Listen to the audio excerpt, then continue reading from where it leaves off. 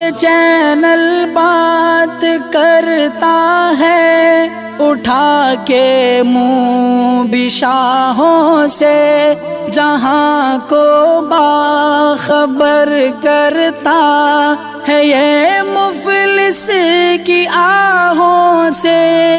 नाज़रीन गिरामी अस्सलामु अलैकुम वरहमतुल्लाहि वबरकातुहू। आज की बात खास बात में आप लोगों का इस्तकबाल है। मैं अंसार अजीज नदवी दिन भर से आई हुई कुछ अहम तरीन खबरों की तफसीलात लेकर हाजिर हूँ।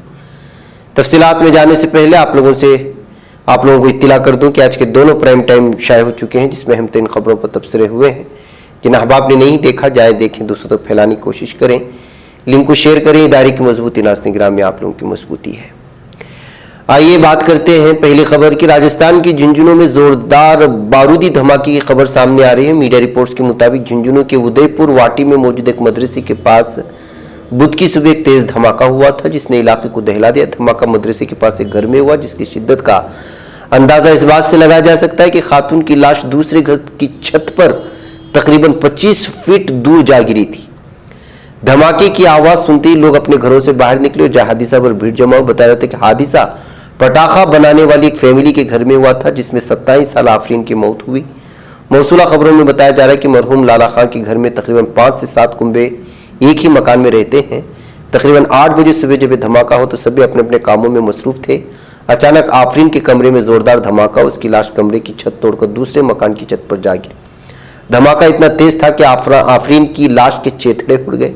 इस हादसे की खबर मिलती पुलिस टीम पर मौके पर पहुंचे और लाश को मुर्दा खाने में रखवाया है और आगे की कार्रवाई हुई। इधर लोकसभा इंतखाब 2024 से कबल अपोजिशन पार्टियों का अजीम इत्तेहाद कायम करने के लिए सभी पार्टियों की दूसरी मीटिंग जल्द ही कर्नाटक में होने वाली है। इम्कान जाहिर किया जा रहा है कि इस मीटिंग में सोनिया गांधी भी शामिल हो सकती हैं, जो कि पटना में हुई पहली मीटिंग के दौरान मौजूद नहीं थी। काबिल जिक्र बात यह है कि दूसरी मीटिंग से ठीक पहले सोनिया गांधी ने सभी अपोजिशन पार्टियों को आशाइया पर मदऊ भी किया है।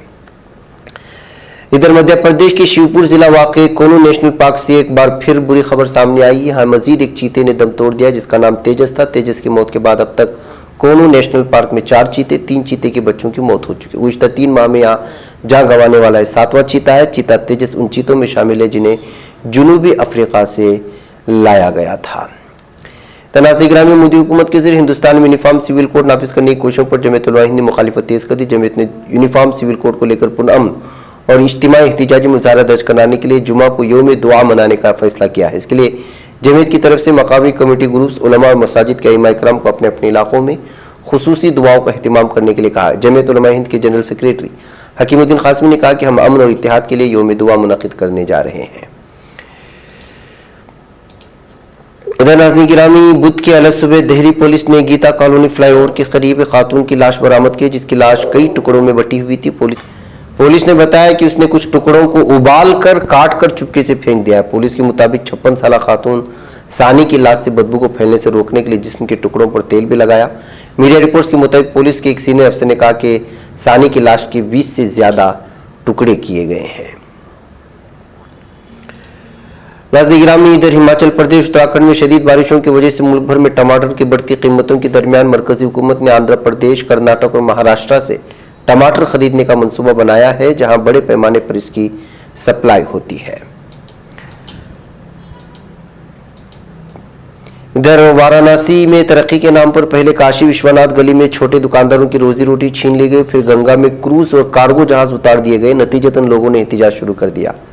परेशान हाल मल्ला और दुकानदार एहतिजाज के दौरान बाज़ औक़ात मुश्तइल भी हुए, लेकिन हर बार इंतजामिया ने उन्हें तसल्ली देकर खामोश कर दिया। अब इंतजामिया ने गंगा में वाटर टैक्सी चलाने का फैसला किया है, जिसने मल्लाहों यानी मांझी बरादरी को एक बार फिर मुश्तइल किया है। मांझी बरादरी के लोगों का कहना है कि वो अपने ऊपर होने वाले बार बार के हमलों से आजिज आ चुके हैं और अब अगर उनके मुतालबात ना सुने गए तो फैसला कुन जंग लड़ने पर मजबूर होंगे।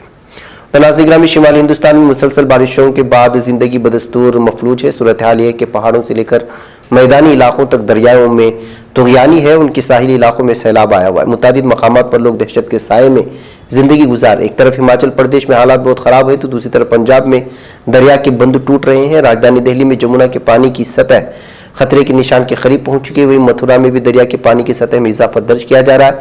हिमाचल में 80 लोगों की मौत हुई है, जबकि चंडीगढ़ में 10 लोगों की मौत हुई।